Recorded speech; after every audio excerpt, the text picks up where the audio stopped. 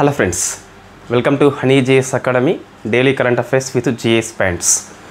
So ముందుగా మనకి ఈ మార్చి 25 అండ్ 26 డిస్కస్ చేయాలి కదా. సో నిన్న ఈరోజు కరెంట్ అఫైర్స్ మనకి డిస్కస్ చేయాలి. సో ఫస్ట్ ఈరోజు ముఖ్యమైన అంశం ఏంటని చెప్పి చూస్తే కరెంట్ అప్డేట్స్ వచ్చినాయి. అంటే మన సబ్జెక్ట్లో ఉన్న అంశాల మీద అప్డేట్స్ వచ్చినాయి. సో ఇవి కరెంట్ అఫైర్స్ నోట్స్లో కాకుండా మీకు మ్యాగజైన్ కనుక ఉన్నట్లయితే ఎస్ ఓకే, దాంతోపాటు మీ పాలిటీ ఎకనామీ పుస్తకాల్లో కూడా ఆయా చాప్టర్ లోపల రాసుకోవాలి. సో ఎగ్జాంపుల్ మనకి పాలిటీ చూస్తే ఈ ఎంపీల జీతభత్యాలు పెరిగినాయి. సో మనకు పార్లమెంటు పాఠం లోపల వస్తుంది, అక్కడ కంపల్సరీ రాసుకోవాలి. 2018లో సవరించారు, మళ్ళీ ఇప్పుడు కాబట్టి. సో లక్ష్మీకాంత్ పుస్తకం లోపల 2018 సవరణ మాత్రమే ఉన్నది. మనం ఈ 25 సవరణ గుర్తుపెట్టుకోవాలి. అది ఈ సబ్జెక్ట్ అప్డేట్స్ అండి, ఇవి నాట్ కరెంట్ అఫైర్స్. నెక్స్ట్ చూస్తే ఈ న్యాయమూర్తుల ప్రవర్తన మనకి వార్తల్లో ఉన్నది. యశ్వంత్ వర్మ అని చెప్పేసి వాళ్ళ ఇల్లు కాలినప్పుడు కొన్ని నోట్లు బయటపడ్డాయి. సో దీని మీద అంతర్గత విచారణ అని చెప్పి సుప్రీంకోర్టు ప్రధాన న్యాయమూర్తి ఏర్పాటు చేసిండు. సో ఈ అంతర్గత విచారణ ఏర్పాటు చేయవచ్చా, దీని యొక్క మూలం ఎక్కడ ఉంది, అది డిస్కస్ చేయాలి. ఇది న్యాయమూర్తుల అభిశంసన అని చెప్పేసి మీకు పాఠం ఉంది కదా జ్యుడిషియల్ సిస్టమ్ లోపల, అక్కడ దీన్ని రాసుకోవాలి కంపల్సరీ. ఏ పుస్తకంలో లేదండి. సో ఇటువంటి మీకు అప్డేట్స్ అనేది ఒక అంశం వార్తల్లో వచ్చినప్పుడు అది ఫేమస్ అయిపోతుంది. ఎకనామీ చూస్తే ఇండస్ట్రీ అని చెప్పేసి very famous topic. MSME classification లోపల వర్గీకరణ జరిగింది. సో మార్పులు మనం చేసుకున్నాం. ఇన్వెస్ట్మెంట్ బట్టి ఉంటుంది, టర్న్ ఓవర్ బట్టి ఉంటుంది కదా. సో అవి మారినాయి. ఆ క్లాసిఫికేషన్ మనం గుర్తుపెట్టుకోవాలి కంపల్సరీ. ఈ పరిశ్రమల పాఠం లోపల అప్డేట్ చేసుకోవాలి. నెక్స్ట్ ఈ 1 ఏప్రిల్ 2025 నుంచి గూగుల్ ట్యాగ్స్ సంపూర్ణంగా రద్దు అయిపోయింది. సో మనం 1 ఆగస్టు 2024లో రద్దు చేసుకున్నాం కదా, అది మళ్ళీ ఎందుకు వచ్చింది డిస్కస్ చేద్దాం ఒకసారి. ఇది ట్యాక్సేషన్ పాఠం లోపల వస్తుంది. నెక్స్ట్ నీతి ఆయోగ్ లోపల ఫుల్ టైం మెంబరు కొత్త సభ్యుడు వచ్చాడు. రాజీవ్ గౌబా అని చెప్పేసి పిలుస్తాం, వెరీ ఫేమస్ పర్సనాలిటీ. సో మాజీ క్యాబినెట్ సెక్రటరీ అతను. సో నీతి ఆయోగ్ దగ్గర రాసుకోవాలి కంపల్సరీ. మనం డిస్కస్ చేద్దాం నీతి ఆయోగ్ కూర్పు ఏంటని చెప్పేసి. మనం అప్పుడే ఎకనామీ అప్డేట్స్ 2024లో ఒక 5.5 hours క్లాస్ చేసినాం. అక్కడ నేను చెప్పిన ఆల్రెడీ ఫుల్ టైం మెంబర్స్ అంటే 4 అని చెప్పేసి ఎక్కడ లేదు. ఇప్పుడు మనకి 5 members అయిపోయింది ఆల్రెడీ. వికే సారస్వత్ ఆర్దేర్, పాల్ 2వ వ్యక్తి, అరవింద్ వీరమణ్ అని చెప్పేసి 3వ వ్యక్తి, రమేష్ చందు, 4 ఆల్రెడీ ఉన్నారు కదా. ఈయన ఒకడు 5 members అయిపోయిండు. సో ఫుల్ టైం మెంబర్స్ మనకి 4 అని చెప్పేసి ఎక్కడ లేదండి. సరే మీ ప్రైవేట్ పుస్తకాల్లో ఉండొచ్చు, కానీ నీతి ఆయోగ్ యొక్క వెబ్సైట్ లోపల హూ ఈజ్ హూ అని చెప్పేసి ఉంటుంది, అక్కడ లేదు. సో అది మీకు అప్డేట్ వచ్చింది. ఇంకా ఈ ఎకనామీ లోపల చూస్తే ఎస్, ఈ పాల ఉత్పత్తి విషయం లోపల రాజ్యసభ లోపల లిఖితపూర్వక సమాధానం ఇవ్వడం జరిగింది. సో దాంట్లో మీకు పాల ఉత్పత్తి ఎంత ఉంది, ఇండియా ప్లేస్ ఎంతమందికి ఉపాధి కల్పిస్తుంది, మన జీడిపికి ఎంత కంట్రిబ్యూట్ చేస్తుంది, it is part of the syllabus. ఎక్కడ ఉంది మీకు ఎకనామీ లోపల? వ్యవసాయం అనుబంధ రంగాలని చెప్పేస్తుంది. అందులో కంట్రిబ్యూషన్ టు జీడిపి అని చెప్పేస్తున్నది. సో మన మిల్క్ ఏదైతే ఉందో ఎంత కల్పిస్తుంది జీడిపికి, 4.5 అని చెప్పేసి పిలుస్తాం. మనం డిస్కస్ చేద్దాం. దాంతోపాటు ఈ మిల్క్ అనేది ఇంత సక్సెస్ఫుల్ కావడానికి మెయిన్ కారణము రాష్ట్రీయ గోకుల్, ఒక వెరీ ఫేమస్ స్కీమ్ ఉంటుంది, రాష్ట్రీయ గోకుల్ మిషన్ అని చెప్పేసి పిలుస్తాం.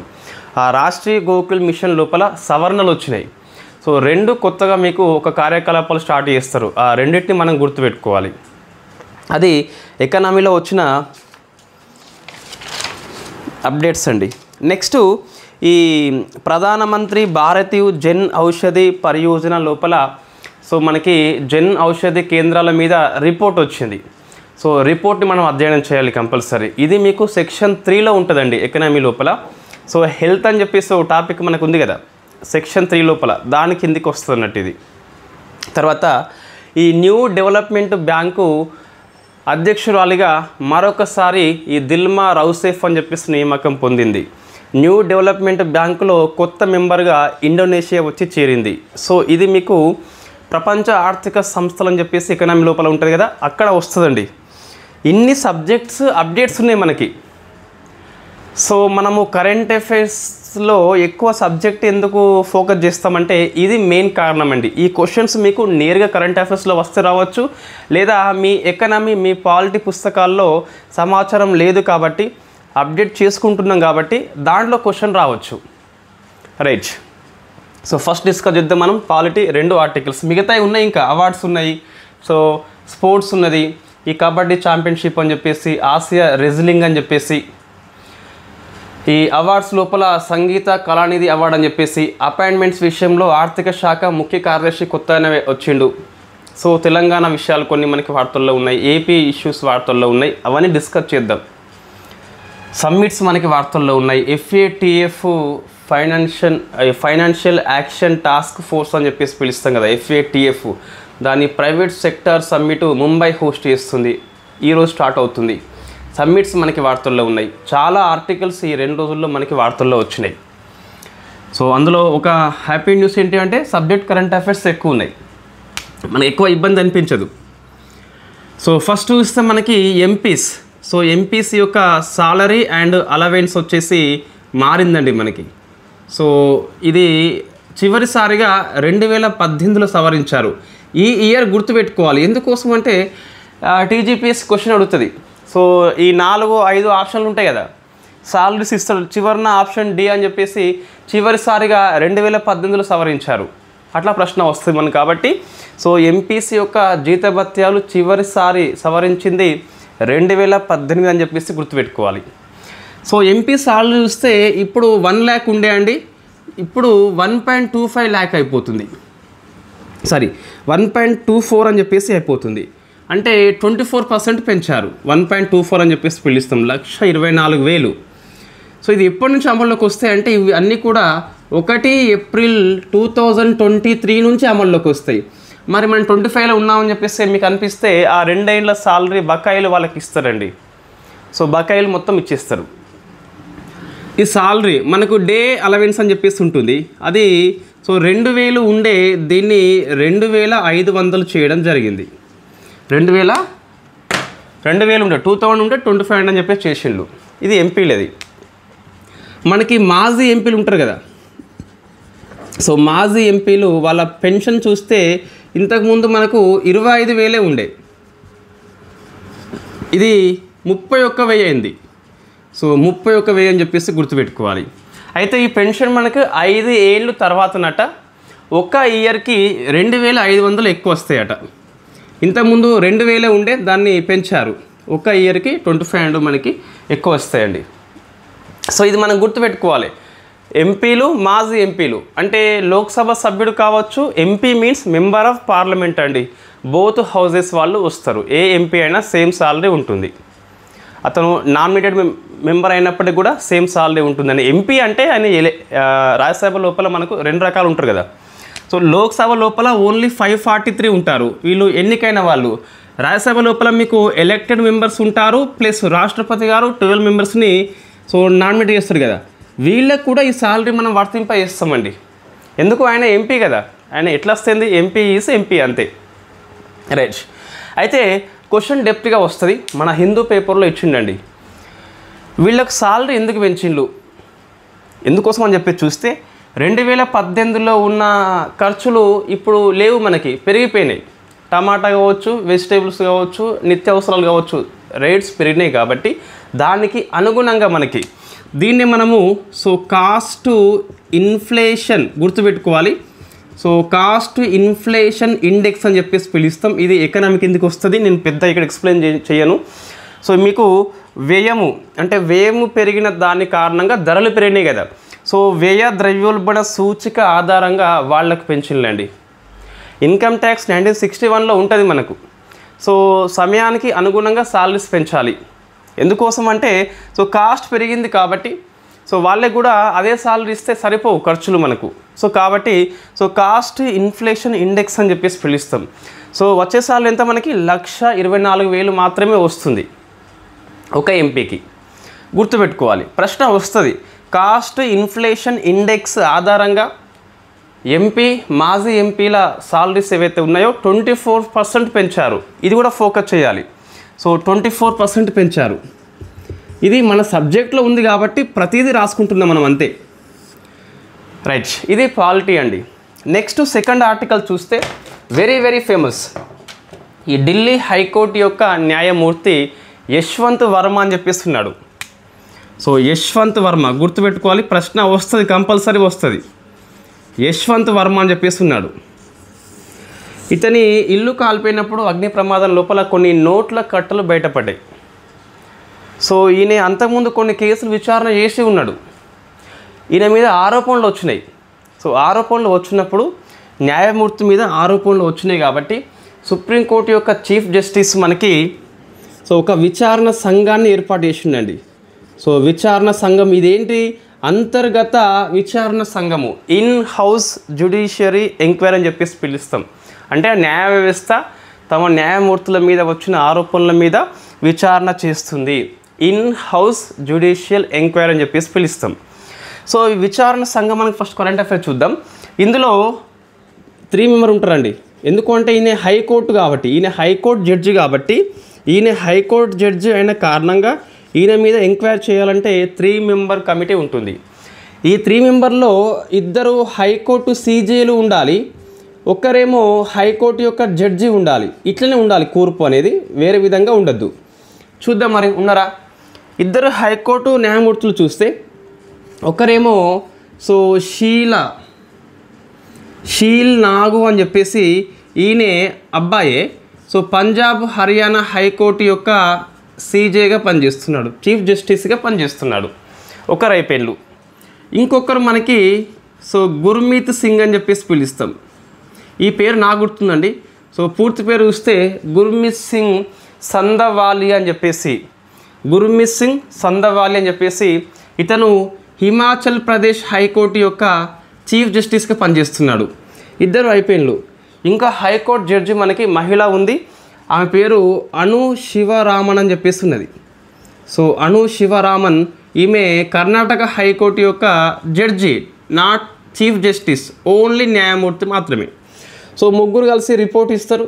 ఆరోపణలు వాస్తవం అయితే మేబీ రాజీనామా చేయవచ్చు. ఆయన రాజీనామా చేయకుంటే మీకు తెలుసు ఆల్రెడీ న్యాయమూర్తుల్ని ఎలా తొలగిస్తారు అని చెప్పేసి 218 ఆర్టికల్ చెప్తుంది. సుప్రీంకోర్టు అయితే 124 చెప్తుంది. మనం చిన్న క్లాస్ చేస్తున్నాం డౌట్స్ అని చెప్పేసి, నేను దాన్ని షేర్ చేస్తాను. ఒక 3 మినిట్స్ ఉంటుంది, అది చూస్తే మీకు ఈజీగా అర్థమవుతుంది. నేను మొన్న గ్రూప్లో కూడా పెట్టేసిన తొలగింపు ఎలా ఉంటుందని చెప్పేసి. రైట్, వాస్తవంగా మనకి ఈ విచారణ సంఘం ఏర్పాటు చేయాలి, ఇంతమందే ఉండాలని చెప్పేసి దీని మూలం ఎక్కడ ఉంది? ఈ అంశం వార్తల్లో ఉంది కాండి. కాబట్టి మనము సబ్జెక్టు అప్డేట్స్లో రాసుకోవాలి, న్యాయమూర్తుల అభిశంసన దగ్గర రాసుకోవాలి, removal of supreme court judge high court judge దగ్గర రాసుకోవాలి. సో మనకి వాస్తవంగా ఇది రాజ్యాంగంలో లేదండి. ఇట్లా విచారణ సంఘం ఏర్పాటు చేయమని చెప్పేసి రాజ్యాంగంలో ఉందా? లేదు. మరి పార్లమెంట్ చట్టం ఏమైనా చేసిందా? చేయలేదు. ఈ విషయంలో చేయలేదు. సో మీకు సుప్రీంకోర్టు తీర్పు మనకు అనిపిస్తుంది 1990స్లో వచ్చిన తీర్పు. అది రవిచంద్రన్, గుర్తుపెట్టుకోవాలి. సో రవిచంద్రన్ వర్సెస్ భట్టాచార్య అండి. Very very beautiful subject, update చేసుకోవాలి అందుకే. So Ravichandran versus Bhattacharya, supreme court first time చెప్పింది ఏదైనా న్యాయమూర్తి మీద ఆరోపణలు వస్తే నేరుగా పార్లమెంట్ లోపల అభిశంసన చేయకుండా ఆరోపణలు వాస్తవం కాదని చెప్పేసి ఫస్ట్ ఈ ఇన్ హౌస్ జ్యుడిషియల్ ఎంక్వైరీ చేస్తారట. సో ఇక్కడ మనకి 3 సభ్య ధర్మాసనం అని చెప్పేసి పిలుస్తాం, అందుకే దీన్ని. సో ముగ్గురు కలిపి ఎంక్వైరీ చేస్తున్నారు వాళ్ళు. చూద్దాం ఒకసారి. రవిచంద్రన్ వర్సెస్ భట్టాచార్య. ఇక్కడ హైకోర్టు న్యాయమూర్తి అయితే, సో హైకోర్టు న్యాయమూర్తి అయితే ముగ్గురు సభ్యులు ఉంటారు కదా. ఆ ముగ్గురు ఎవరు? 2 హైకోర్టు జడ్జీలు, 2 హైకోర్టు యొక్క చీఫ్ జస్టిస్లు, ఒకరేమో హైకోర్టు యొక్క జడ్జీలు. వీళ్ళు పనిచేస్తారు అన్నట్టు.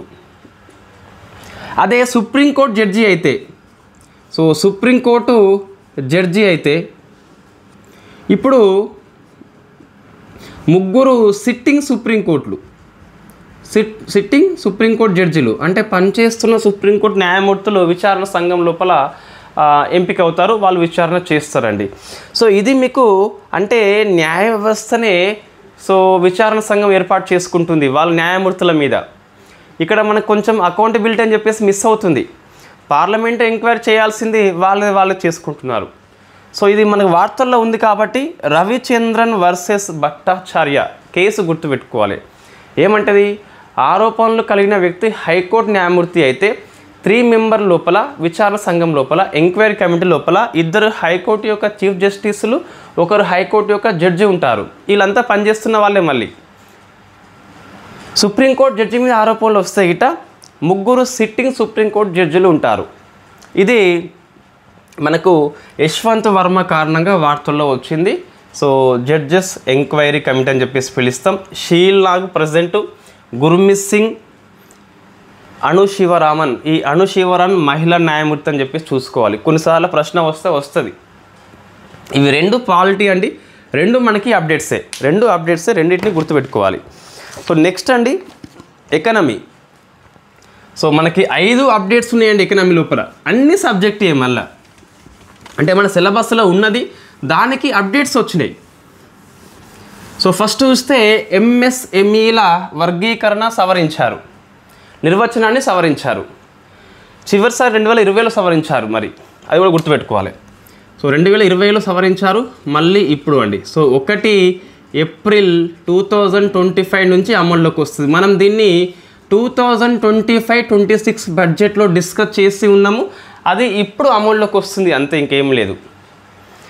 ఏంటి మనకి, సో ఎంఎస్ఎంఈ అంటే మైక్రో ఉంటుంది కదా, సో స్మాల్ ఉంటుంది అండ్ మీడియం ఉంటుంది.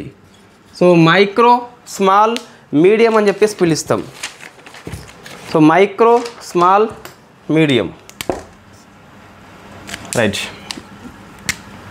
సో ఇక్కడ ఇన్వెస్ట్మెంట్ అంటే పెట్టుబడి బట్టి, సో పెట్టుబడి బట్టి, ఇదేమో టర్న్ ఓవర్ వచ్చే లాభం బట్టి. సో టర్న్ ఓవర్ బట్టి చూద్దాం మనం. సో మైక్రో అంటే మనకి ఇంతకుముందు 1 crore అని చెప్పేసి ఉండే, ఇప్పుడు ఇది 2.5 కోట్లకు మారింది. ఇది 25 కోట్లకు మారి, ఇంతకుముందు 10 crores ఉండే 25 కోట్లకు మారింది. అంటే 25 కోట్లు ఇన్వెస్ట్మెంట్ చేస్తుందని స్మాల్ ఎంటర్ప్రైజెస్గా మనం వర్గీకరణ చేస్తాం అన్నట్టు. మీడియం ఇంతకుముందు 50 ఉండే కదా, ఇప్పుడు 125కి మారింది. సో 1 crore కాస్త 2.5 అయింది, 10 crores కాస్త 25 అయింది, 50 కాస్త 25 అయింది.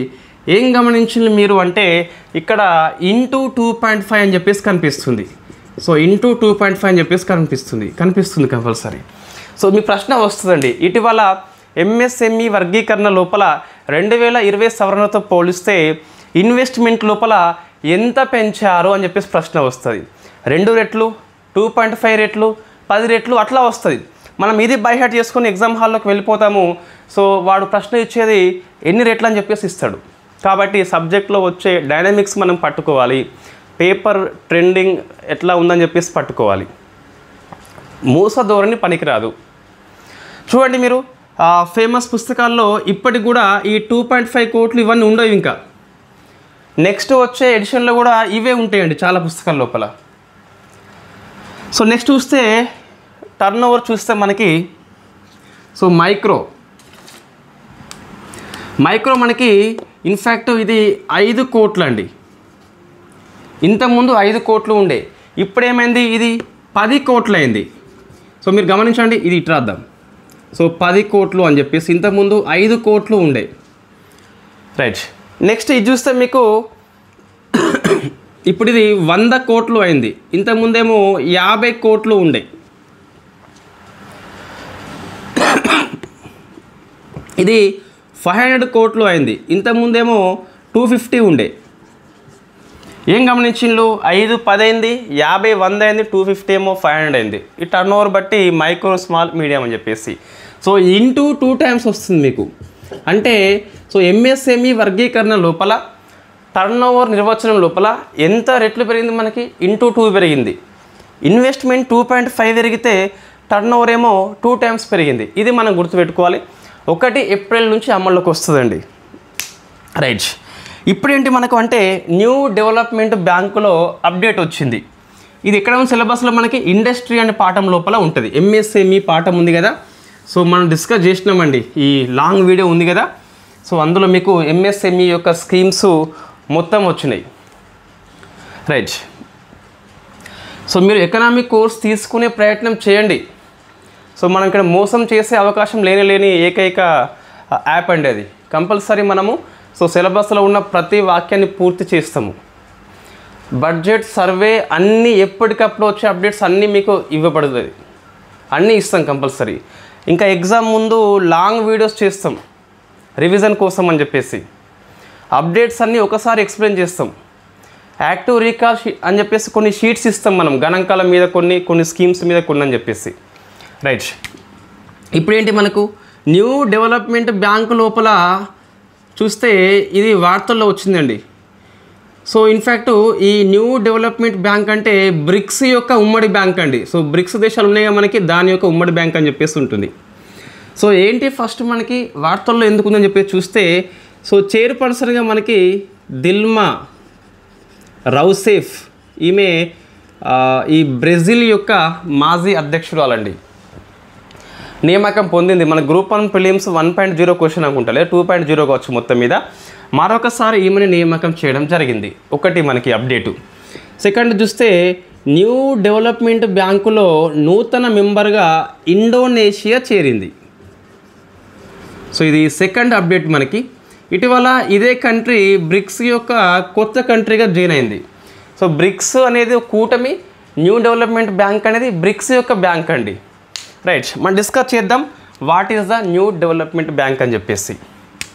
న్యూ డెవలప్మెంట్ బ్యాంక్ అని చెప్పేసి ఇది 2014లో బ్రిక్స్ యొక్క 6th సమ్మిట్ లోపల, ఇట్లా ప్రశ్న కొన్నిసార్లు వచ్చింది లేండి.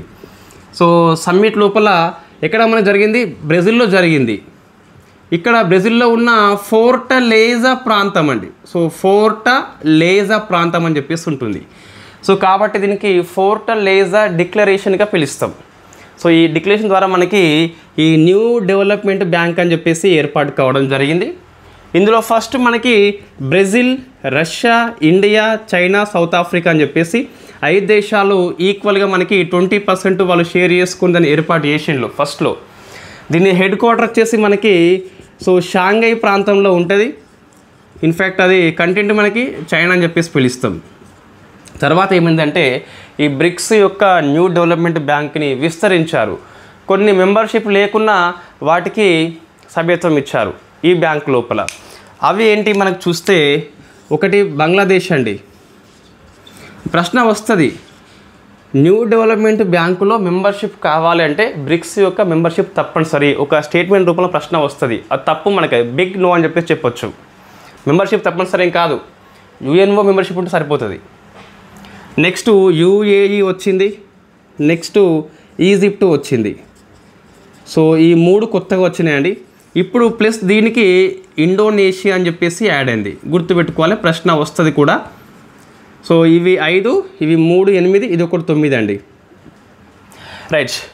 ఇప్పుడు ఇంకా ఉరుగ్వే అని చెప్పేసి కొన్ని పుస్తకాలు ఉంటే ఉండవచ్చు, బట్ తప్పు. మనకి ఉరుగ్వే అనేది కేవలము ప్రాస్పెక్టివ్ మెంబర్గా జాయిన్ అయింది, అంటే ఫుల్ టైం మెంబర్ కాదు అది. సో ప్రాస్పెక్టివ్ అంటే మీకు షేర్ హోల్డింగ్ లేదు దీనికి. ఇప్పుడు 20 కాస్త ఏమైంది అంటే ఈ 5 దేశాలు ఉన్నాయి కదా బ్రిక్స్, వాటికి 18. ఇప్పుడు చూస్తే ఈ బ్రిక్స్కి 20 కాకుండా 18.99 అని చెప్పేసి వచ్చింది. సో మిగతా ఇంటూ 5 చేస్తే మనకు 95 ఎంతో వస్తుంది కదా. మిగతా 5 వచ్చేసి బంగ్లాదేశ్, యుఏఈ, ఈజిప్ట్. ఇప్పుడు ఇది కూడా పంచుకుంటుంది, దీనికి లేదండి. కాబట్టి ఫుల్ టైం మెంబర్షిప్ ఇవ్వలేదు ఉరుగ్వేకి. It is only prospective. So prospective member అని చెప్పేసి మనం తీసుకుంటాం, గుర్తుపెట్టుకోవాలి.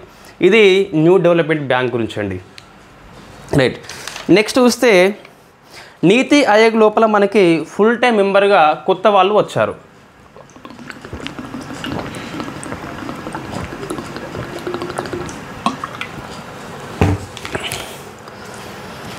సో ఇది ఫేమస్ అప్డేట్, మనకి కరెంట్ అఫైర్స్ లోపల కూడా వస్తుంది.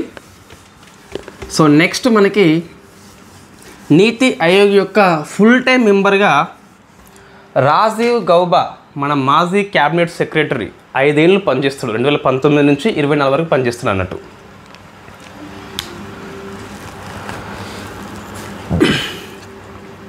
సో నీతి ఆయోగ్ ఏంటి ఫుల్ టైం మెంబర్ ఎవరు వచ్చిళ్ళు? సో రాజీవ్, గుర్తుపెట్టుకోవాలి, గౌబా. హూ ఇస్ రాజీవ్ గౌబా అంటే మాజీ క్యాబినెట్ సెక్రటరీ, 2019 నుంచి 24 వరకు పనిచేశాడు. సో ఇది మీరు ఆన్సర్ చేయండి, ప్రజెంట్ పనిచేస్తున్న క్యాబినెట్ సెక్రటరీ ఎవరని చెప్పేసి ఆన్సర్ చేయండి. రైట్. సో ఇప్పుడు ఏంటి మనకి నీతి ఆయోగ్ మనం డిస్కస్ చేసినామండి, మళ్ళీ ఎంత అవసరం లేదు, ఒకసారి చూద్దాం రఫ్గా ఫాస్ట్గా. సో దీనికి పిఎం ప్లానింగ్ కమిషన్ స్థానంలో వచ్చింది. పిఎం మనకి so ex officio chairperson, next vice chairman అని చెప్పేసి ఉంటాడు. ఇతనికి క్యాబినెట్ మినిస్ట్రీ యొక్క ర్యాంక్ ఇస్తాం మనము. సుమన్ కే బేరీ పనిచేస్తున్నాడు, సుమన్ కే బేరీ. నెక్స్ట్ సిఇఓ ఉంటాడు, ఇతను బివిఆర్ సుబ్రహ్మణ్యం అని చెప్పేసి పిలుస్తాం. నెక్స్ట్ గవర్నింగ్ కౌన్సిల్ అని చెప్పేసి ఇంకోటి ప్రాంతీయ కౌన్సిల్ అని చెప్పేసి ఉంటుంది. సో దాంతోపాటు మనకి ఎక్స్ అఫిషియో మెంబర్స్ ఉంటారు, వీళ్ళు మనకి మ్యాక్సిమం 4 ఉండొచ్చండి. ఈ 4 ఎవరని చెప్పేసి అక్కడ లేదు, మినిస్టర్సే ఉంటారు కానీ సో 4 అని చెప్పేసి మనకు లేరు వాస్తవంగా. చూద్దాం వాళ్ళు అంటే 4 అని చెప్పేసి ఉంది కానీ ఇప్పుడు ఈ మినిస్ట్రీసే ఉన్నారు, రేపు పొద్దున ఇంకా మారిస్తే మార్చవచ్చు. ఎవరు ఉంటారు వాళ్ళు 4? మినిస్ట్రీ ఆఫ్ హోమ్ అఫేర్స్ అని చెప్పేసి ఉంటారు, నెక్స్ట్ ఫైనాన్స్ మినిస్టర్ వాళ్ళు ఉంటారు, నెక్స్ట్ డిఫెన్స్ మినిస్ట్రీ వాళ్ళు ఉంటారు, నెక్స్ట్ అగ్రికల్చర్ మినిస్టర్ అని చెప్పేసి ఉంటారు. ఇప్పుడు ఈ 4 ఉన్నారు, రేపు పొద్దున మారితే మారచ్చు. ఈ మ్యాక్సిమం 4 అని చెప్పేసి ఉంది కానీ వీళ్ళే 4 అని చెప్పేసి లేరు. ఇప్పుడు వీళ్ళు ఉన్నారు, నెక్స్ట్ ఇంకో వాళ్ళు ఉంటే ఉండొచ్చు, వేరే మంత్రి వస్తే రావచ్చు, బట్ 4 కంటే మించొద్దు మనకి. ప్రజెంట్ మాత్రం వీళ్ళే ఉన్నారండి. మినిస్ట్రీ ఆఫ్ హోమ్ అఫేర్స్ ఎవరు ఉంటే వాళ్ళు ఉంటారు. అమిత్ షా రేపు గుమిషా వస్తే గుమిషానే ఉంటాడు. రైట్. నెక్స్ట్ మనకి ఫుల్ టైం మెంబర్స్ అండి, ఇది నేను ఇంతకుముందు క్లాసులో చెప్పిన ఒకసారి. ఏది వీళ్ళు 4 అని చెప్పేసి ఇక్కడ లేదండి, ఎక్కడ లేదు, నేను అప్పుడే క్లాసులో చెప్పేసిన ఆల్రెడీ. సో 4 అని చెప్పేసి లేదు మనకి, ఇక్కడ మ్యాక్సిమం 4 అని చెప్పేసి ఉన్నది కానీ ఇక్కడ లేదు మనకి 4 అని చెప్పేసి. మళ్ళీ ఇక్కడ ఇదొకటి మిత్ మీకు, వీళ్ళే 4 మినిస్టర్స్ కాదు, వీళ్ళని మార్చితే మార్చవచ్చు మనకి. రైట్. మ్యాక్సిమం 4 అని చెప్పేసి లేదు, ఇప్పుడు మనకి 5 అయిపోయింది మరి. సో ఫుల్ టైం మనకి సాధారణంగా 4 అని చెప్పేసి అన్ని పుస్తకాలు ఎందుకు ఉన్నదంటే ఫస్ట్ టైం నీతి ఆయోగ్ ఏర్పడ్డప్పుడు 4 మెంబర్స్ తీసుకున్నాం మనం, అదే మనం ఫాలో అవుతున్నాం. బట్ మన ఒరిజినల్ సైట్లో చూస్తే 4 అని చెప్పేసి మనకు లేదండి. నేను చాలా వాటికి మనము డైరెక్ట్ టైం ఎక్కువ తీసుకున్నా కూడా అథెంటిక్ సోర్స్ ఉపయోగిస్తున్నాం, తప్పులు ఉండొద్దని చెప్పేసి. చాలా వాటికి ఇదే సోర్స్ మనం ఉపయోగిస్తున్నాం. డైరెక్ట్ మినిస్టర్ వెబ్సైట్లోకి వెళ్ళడము, దాంట్లో అబౌట్ అని చెప్పేసి ఉంటుంది కదా, అక్కడ ఇప్పుడు ఏదైనా స్కీమ్ వస్తుంది మనకి ఎకనామీ లోపల, ఆ స్కీమ్ నేను పుస్తకాలు ఉన్నది అక్కడ, మన పుస్తకం ఉంది అకాడమీ లోపల, అక్కడనే పెట్టేసి ఇప్పుడు మనకి పుస్తకం ఉందండి, మన పుస్తకం అకాడమీ. సో ఏపీ తెలంగాణ 2 పుస్తకాలు సేమే, వట్ట మాత్రం వేరు కానీ. సో ఇక్కడ స్కీమ్ మీకు ఉన్నది, రాష్ట్రీయ గోకుల్ అని చెప్పేసి ఒక స్కీమ్ ఉంది మీకు, పాల వెల్లువ అని చెప్పేసి ఒక స్కీమ్ ఉన్నది అనుకోండి. దాన్ని మనం ఫస్ట్ వెబ్సైట్లోకి వెళ్ళి సెర్చ్ చేస్తామన్నట్టు, దాంట్లో మీకు క్లియర్గా ఎప్పుడు స్టార్ట్ చేసినాము, లబ్ధరులు అట్లా పూర్తిగా ఉంటుంది మనకి. ఇది అలవాటు చేసుకోండి, అథెంటిక్ సైట్లో మనం చేయాలి. సో మీరు ఫ్యాకల్టీ కాదు కాబట్టి టైం వేస్ట్ చేసుకోవద్దు, ఫ్యాకల్టీ చెప్పినది ఫాలో అయితే సరిపోతుంది. సో మనకి ఇక్కడ చూస్తే V K Saraswat, next second Paul, third Ramesh Chand అని చెప్పేసి, 4th వ్యక్తి అరవింద్ వీరమణ్ అని చెప్పేసి. వీళ్లకు అదనంగా ఇప్పుడు వచ్చింది రాజీవ్ గౌబా అని చెప్పేసి వచ్చిండండి. సో మనకి ఇంకోటి క్లారిటీ లేదండి వాస్తవంగా. సో మరి వీళ్ళు ఏమైనా పెయిన్లా లేకుంటే వచ్చిందా అనే విషయం లేదు కానీ ఇక్కడ 4 మాత్రం కాదండి, అది మాత్రం పక్క. కానీ ఇప్పుడైతే మనకి యాజ్ పర్ న్యూస్ చూస్తే అయితే ఈ 4గురికి అదనంగా వచ్చిన వ్యక్తి రాజీవ్ గౌబా అని చెప్పేసి పిలుస్తాం ఫుల్ టైం మెంబర్గా. ఒకవేళ నిజంగా దీనికి ఎవరైనా పోయి వచ్చిందా అంటే అట్లా మళ్ళీ మీరు 4 అని చెప్పేసి అనుకోవద్దు, 4 అని చెప్పేసి లేనే లేదు. Right. Next part time member అండి. సో పార్ట్ టైం మనకి 2 ఉండొచ్చు, మ్యాక్సిమం 2 ఉండొచ్చు. నెక్స్ట్ ఇంకా చూస్తే స్పెషల్ ఇన్వైటీస్, వీళ్ళు ఇంతకుముందు 5గురు ఉండేది, ఇప్పుడు మొన్న ఈ 5 నుంచి 11కు పెంచారు. సో మనం ఏం చేయాలి 11 అని చెప్పేసి చదువుకోవాలి. ఇది నీతి ఆయోగ్ కూర్పు. మనకి ఈ జనరల్ కౌన్సిల్ అని చెప్పేసి అది వేరే ఉంటుంది, మనకి కూర్పు కిందకి రాదు. అది మా నోట్స్ లోపల ఉన్నది, ఒకసారి మీరు చూసుకోండి కావాలంటే. సో ఇది నీతి ఆయోగ్ యొక్క కూర్పు అండి. మీకు రాజీవ్ గౌబా వార్తల్లో ఉంది కదా, ఇది కరెంట్ అఫైర్స్. ఇది అంతే ఏంటి మన సబ్జెక్ట్, మనకి ఎకనామీ లోపల ఉంది కదా, మీకు పాఠంలో లేదా ప్లానింగ్ కమిషన్ నీతి ఆయోగ్ అని చెప్పేసి ఉంది కదా, రైట్. మన కరెంట్ అఫైర్స్ క్వశ్చన్స్ వచ్చాయని చెప్పేసి మనం కామెంట్ చేస్తాం కదా కొన్నిసార్లు ఎగ్జామ్ రాసినాక. కరెంట్ అఫైర్స్ అని చెప్పేసి గ్రూప్ 2లో ఏపీపీఎస్లో రావు, నాకు తెలియదా. ఇవి అన్ని అప్డేట్స్, ఇవి వస్తాయని చెప్పేసి గుర్తుపెట్టుకోవాలి. ఇవి అప్డేట్స్. మనకి రాజీవ్ గౌబా ప్రశ్న రావచ్చు, ఇది అప్డేట్, మనకి సిలబస్లో ఉన్నదానికి అప్డేటు.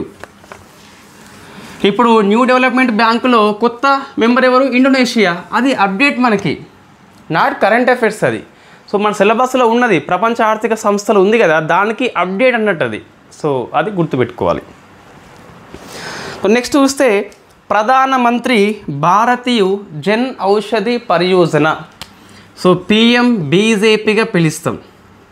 ప్రధానమంత్రి భారతీయ జన్ ఔషధి పరియోజన. ఇది జన్ ఔషధి అంటే ఈ జనరిక్ మెడిసిన్ యొక్క అవేర్నెస్ని కల్పిస్తుంది. సో జనరిక్ కేంద్రాలని లేదా జన్ ఔషధి, ఇటీవల మనకి జన్ ఔషధి ప్లేస్లో పశువుల కోసం అని చెప్పేసి సో పశు ఔషధి వచ్చింది, మనం డిస్కస్ చేద్దాం తర్వాత ఎప్పుడన్నా. కానీ వ్యవసాయము అనుబంధ రంగాలు మీకు పాఠం ఉంటే లైవ్ స్టాక్ పశుగణన ఉంటుంది కదా, అందులో ఇది అప్డేట్ కంపల్సరీ చేసుకోవాలి, రైట్. జన్ ఔషధి అని చెప్పేసి పిలుస్తాం. ఇవి సో ఫిబ్రవరి 2025 నాటికి, ఇది ఎకనామీ లోపల ఎందుకు చెప్తున్నాను, ఇట్ ఈజ్ హెల్త్. సెక్షన్ 3లో మనకి హెల్త్ అని చెప్పేసి ఒక పాఠమే ఉన్నది. ఈ ఆరోగ్య పథకాలు మొత్తం దాని కిందకి వస్తాయి, ఇది కూడా ఆరోగ్య పథకమే. సో 25లో మనకి ఎన్ని ఉన్నాయని చెప్పి చూస్తే 15,057 అండి. ఎస్, 57 ఉన్నాయట. ఇది మనకి రాజ్యసభ లోపల లిఖితపూర్వక సమాధానం కాబట్టి, అఫీషియల్ గణాంకాలు కాబట్టి గుర్తుపెట్టుకోవాలి. ఈ 15,057లో అత్యధికం చూస్తే మనకి యూపీ అండి, సెకండ్ది కేరళ, థర్డ్ది కర్ణాటక అని చెప్పేసి పిలుస్తాం. ఇట్లా ప్రశ్నలు వస్తున్నాయండి. ఈ పార్లమెంటు సెషన్స్ లోపల లిఖితపూర్వకంగా లోక్సభ రాజ్యసభలో చెప్పిన ఆన్సర్స్ ఏవైతే ఉన్నాయో వాటి నుంచి క్వశ్చన్స్ వస్తున్నాయి మన సిలబస్లో ఉంటే, రైట్. ఇప్పుడు ఏంటిది, మనం ఈజీగా దీన్ని గుర్తుపెట్టుకోవచ్చండి. జనరిక్ మెడిసిన్ కదా, ఊకే మనం మెడిసిన్ వాడద్దు, ఊకే ఉత్తరప్రదేశ్, కేరళ, కర్ణాటక అని చెప్పేసి అట్లా గుర్తుపెట్టుకోవచ్చు, లేకుంటే వదిలేయండి సిల్లీగా ఉంటాయి. సో నెక్స్ట్ మనకి మిల్క్ ప్రొడక్షన్ మీద so animal husbandry fisheries ministry వాళ్ళు రిపోర్ట్ ఇచ్చిందండి. సో రిపోర్ట్ మనకి very famous, it is a part of the syllabus. ఊరికే చెప్పట్లే, పార్ట్ ఆఫ్ ది సిలబస్ ఇది.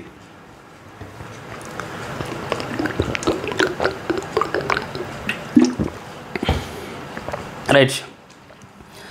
ఏంటి రిపోర్ట్ మనకి అంటే, సో మిల్క్ ప్రొడక్షన్ సిలబస్లో ఉందా, ఉత్తనే చెప్తున్నామా అంటే ఉన్నది. ఏంటి అంటే, so agriculture and allied sectors, వ్యవసాయము అనుబంధ రంగాలని చెప్పిస్తున్నది. మీ గ్రూప్ 2 సిలబస్ TGPSC వాళ్ళకి ఈ వ్యవసాయం పాఠం లోపల లాస్ట్ కింద ఉంటుంది. సో ఇది growth rate of allied sectors, అనుబంధ రంగాల వృద్ధి రేట్ అని చెప్పేసి ఉంటుంది. ఇంకా సిలబస్లో ఎక్కడ ఉంది మనకు అంటే,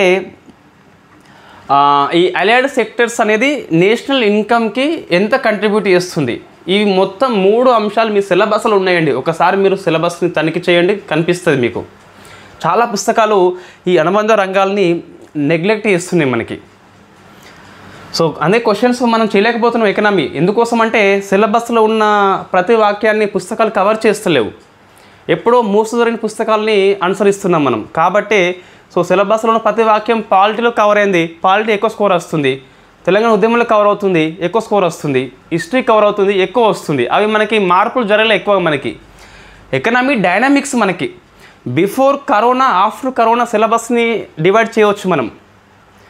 సో ఆ మారిన సిలబస్కి అనుగుణంగా పుస్తకాలు అప్డేట్ కాలే కాబట్టి సిలబస్ మారింది, పుస్తకాలు ఇక్కడనే ఉండిపోయాయి మనకి, తెలుగు మీడియం అని చెప్పేది ముఖ్యంగా. సో కాబట్టి ఇది ఇంత పైకి రాలే కాబట్టి మనకి ఈ చాలా గ్యాప్స్ వస్తుంది, సిలబస్లో ఉన్న అంశానికి మన ప్రిపరేషన్ గ్యాప్స్ వస్తున్నాయండి, అది మనం గమనించాలి కంపల్సరీ. రైట్. ఇప్పుడు ఏంటి మనకి ఎందుకు వార్తల్లో వచ్చింది అంటే ఈ యానిమల్ హస్బెండరీ వాళ్ళు మనకి రిపోర్ట్ ఇచ్చారు. ఏమని అంటే ప్రపంచ పాల ఉత్పత్తి లోపల ఇండియా ఫస్ట్ ప్లేస్ వచ్చింది. ఈ రిపోర్ట్ మనకి ఫిబ్రవరి 2025 నాటికి మాత్రమే. ఇంకొక మాసం అయిపోతే మనకు 1 year రిపోర్ట్ వస్తుంది. అప్పుడు డిస్కస్ చేద్దాం. సో మన ఇండియా ఫస్ట్ ప్లేస్ అండి. ప్రపంచం మొత్తం పాల ఉత్పత్తి లోపల 24% అండి. లాస్ట్ 25 ఏమి ఉండే, ఒకటి తగ్గింది మనకి, అయినప్పటికీ మనం ఫస్ట్ ప్లేస్లో అయితే ఉన్నామండి. రైట్, నెక్స్ట్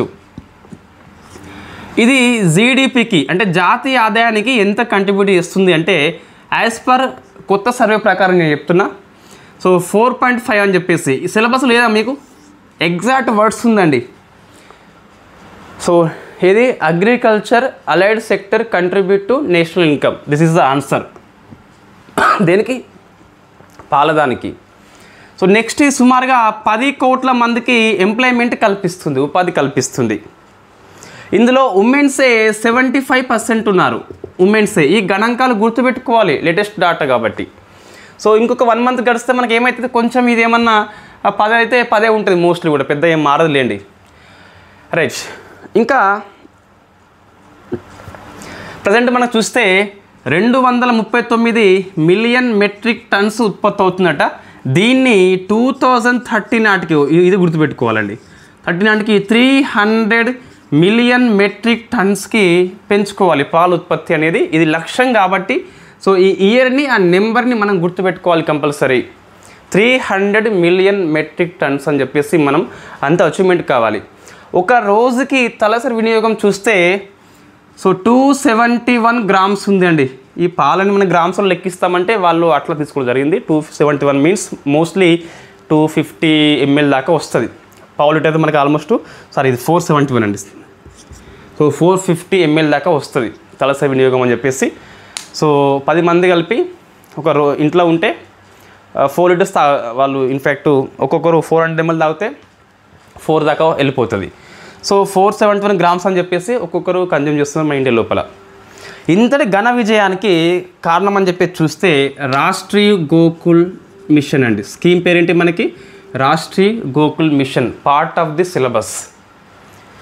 ఇందులో నిన్న మార్పులు చేయడం జరిగింది, మార్పులను క్యాబినెట్ ఆమోదించింది. సో ఇది మనకి వార్తల్లో ఉంది. సో ఈ స్కీమ్ మనకి రాష్ట్రీయ గోకుల్ మిషన్. ఈ operation flood, so white revolution అని చెప్పేసి పిలుస్తాం కదా, సో దాంట్లో భాగంగా మనకి రాష్ట్రీయ గోకుల్ మిషన్ని 2014లో మనం స్టార్ట్ చేస్తాం. దీని లక్ష్యం ఏంటని చెప్పి చూస్తే, ఒకటి దేశీయ ఆవులని రక్షించుకోవాలి. ఈ గిర్ లాంటి దేశీయ జాతి ఉంటుంది కదా, ఆ జాతి ఆవుల్ని మనము రక్షించుకోవాలి. సెకండ్ది సిమెన్ స్టేషన్స్ని మెయింటైన్ చేయాలి. సిమెన్ స్టేషన్స్ అంటే నాణ్యమైన ఎడ్లు ఉంటాయి కదా, వాటి యొక్క వీర్యాన్ని సేకరించి మనం అక్కడ నిల్వ చేసుకోవాలి. అవి మంచి దూడల్ని ఇస్తాయి కాబట్టి. సో సిమెన్ స్టేషన్స్ని మనము మెయింటైన్ చేయాలి. దాంతోపాటు మనకి సో కృత్రిమ గర్భాధారణ కేంద్రాలని కూడా ఏర్పాటు చేసుకోవాలి. సో పాల ఉత్పత్తికి ఉపయోగపడే మౌలిక సదుపాయాల అభివృద్ధి చేసుకోవాలి. ఈ 4 మనకి రాష్ట్రీయ గోకుల్ మిషన్లో ఉన్నాయండి. అయితే దీన్ని సవరించిండ్రు మనకి, నిన్న వార్తల్లో వచ్చింది. సో సవరించి 2020-21 నుంచి 2025-26 వరకు, ఇది 21-22 అండి టోటల్ వచ్చింది అందుకే. సో ఇక్కడ నుంచి ఇంతవరకు 3400 కోట్లు కేటాయించి ఈ 4ంటికి 2 కార్యకలాపాలు యాడ్ చేసిండ్రు. ఒకటి సో మనకు ఈ ఆవుల పెంపక కేంద్రాలు అని చెప్పేసి ఏర్పాటు చేయాలన్నట. సో ఆవుల పెంపక కేంద్రాలు ఇక్కడ లేవు, ఇక్కడ ఉన్నాయి అవి. సో అదొకటి యాడ్ చేసిండ్రు. దాంతోపాటు మనకి IVF అని చెప్పేసి పిలుస్తాం, టెస్ట్ బేబీ ఉంటుంది కదా. సో పరీక్ష నాళికలో వీర్యం అండాలు సేకరించి సో గర్భధారణ చేస్తారు కదా. సో IVF చేసిన ఆవుల కొనుగోలు కోసం అని చెప్పేసి 3% వడ్డీ రాయితీ కల్పిస్తారట. ఇవి రెండింటిని మనకి యాడ్ చేసిండ్లండి. ఇది నిజంగా మా సిలబస్లో ఉన్నదా? రాష్ట్రీయ గోకుల్ ఉత్తని చెప్తున్నాం అంటే సిలబస్లో ఉన్నది, వ్యవసాయం అనుబంధ రంగాల్లో వస్తుంది. సో మీకు మన ప్రశ్న వచ్చింది కదా, పశుగణన అని చెప్పేసి ఎన్నవదని చెప్పేసి 21వ మనకి స్టార్ట్ అయింది మొన్న కదా. ఆ ప్రశ్న మీకు వచ్చింది, పార్ట్ ఆఫ్ ది సిలబస్ అండి. పశువుల గణన అలైడ్ సెక్టర్ లోపల వస్తుంది మనకు. రైట్, ఇదేంది రాష్ట్రీయ గోకుల్ మిషన్లో భాగంగా 4 అంశాలు ఉంటాయి. దేశీయ జాతి ఆవుల రక్షణ చేయాలి, గిర్ లాంటి మనకి ఎగ్జాంపుల్. సిమిన్ స్టేషన్స్ మెయింటైన్ చేయాలి, వీర్యాలు సేకరించి రక్షణ చేయాలి. ద్రవ నత్రజని లోపల మనకి వీటిని స్టోర్లో ఉంచుతారు చెడిపోకుండా. కృత్రిమ గర్భధారణ పద్ధతుల్ని డెవలప్మెంట్ చేయాలి ఎక్కువగా మనకు. మూల అంటే ఈ మౌలిక సదుపాయాలు ఉంటాయి కదా, వాటిని అంటే గిడ్డంగులు అని చెప్పేసి ఈ కోల్డ్ స్టోరేజ్లు ఏర్పాటు చేసుకోవాలి. ఈ 4కి అదనంగా మనకి ఆవుల పెంపక కేంద్రాలను ఈ ఐవీఎఫ్ మెథడ్లో గర్భధారణ వచ్చిన ఆవుల యొక్క కొనుగోలు కోసం అని చెప్పేసి 3% వడ్డీ రాయితీ కల్పిస్తున్నారు. ఇది మనకు డైనమిక్స్ సబ్జెక్ట్ ఎప్పుడు అప్డేట్లో కలిగి ఉండాలి కంపల్సరీ, అప్పుడే మంచి మార్కులు వస్తాయి అండ్ బాగా గుర్తుంటుంది కూడా మీకు. సో ఇది మీకు అప్డేట్ అండి. నెక్స్ట్ లాస్ట్ అప్డేట్ చూస్తే ఎకనామీ లోపల so equalisation levy famous known as Google ట్యాక్స్ని ఏప్రిల్ 1 నుంచి రద్దు చేస్తున్నారట. So equalisation levy famous known as, ఇది టెక్నికల్ వర్డ్ కాదు. గూగుల్ ట్యాక్స్ వచ్చేసి ఈ పత్రిక వాళ్ళు దీన్ని రాస్తారు ఎక్కువగా, ఇది టెక్నికల్ వర్డ్ అండి. దీన్ని సో ఎవరి మీద మనకు ఆన్లైన్ యాడ్స్ మీద, ఆన్లైన్ యాడ్స్ ఏవైతే ఉన్నాయి, డిజిటల్ యాడ్స్ ఏవైతే ఉన్నాయో ఫేస్బుక్ వచ్చి ఉంటాయో మనకు, దీని మీద 6% ఉన్నదట. దీన్ని 1 ఏప్రిల్ నుంచి రద్దు చేస్తున్నారట. మనం last year budget class discuss చేసినాం ఓపెన్ యూట్యూబ్లో ఓపెన్ని. సో అందులో మనం దీన్ని ఏమన్నాం, 1 ఆగస్టు 2024 నుంచి రద్దు అని చెప్పినాం కదా. అప్పుడు వాళ్ళు అట్లా చెప్పారు, సగం రద్దు చేసిండ్రు, సగం కంటిన్యూ అయింది, ఇప్పుడు మొత్తం రద్దు చేయడం జరిగింది. ఒక్క నిమిషం అండి, ఇవాళ క్లాసెస్ చాలా ఎక్కువైనాయి ఇప్పటికే.